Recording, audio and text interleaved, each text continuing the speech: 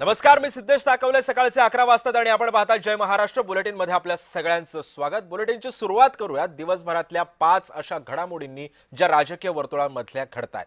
ठाकरे बंधूंची आज पहिली संयुक्त सभा विक्रोळीच्या 90 फीट रोडवरती होणार आहे. मुख्यमंत्री देवेंद्र फडणवीसांची तर 4 जिल्ह्यांच्या दौऱ्यावरती ते आहेत. जालना, परभणी, नांदेड आणि पुण्यामध्ये ते प्रचार सभा घेणार आहेत. तर तिकडे ठाण्यामध्ये एकनाथ शिंदेंचा रोड शो आयोजित करण्यात आलेला आहे. उपमुख्यमंत्री अजित पवार रायगडच्या दौऱ्यावर आहेत. एकनाथ शिंदेंवर मनसेच्या अविनाश जाधवांनी आरोप केलेले आहेत. आमच्या उमेदवाराला एकनाथ शिंदेंच्या घरी नेलं गेलं, पोलीस उमेदवाराला शिंदेंकडे घेऊन जात होते, असे सुद्धा काही व्हिडिओज अविनाश जाधवांनी माध्यमांसमोर आणलेले आहेत. या आताच्या घडीच्या 5 महत्त्वाच्या घडामोडी आहेत.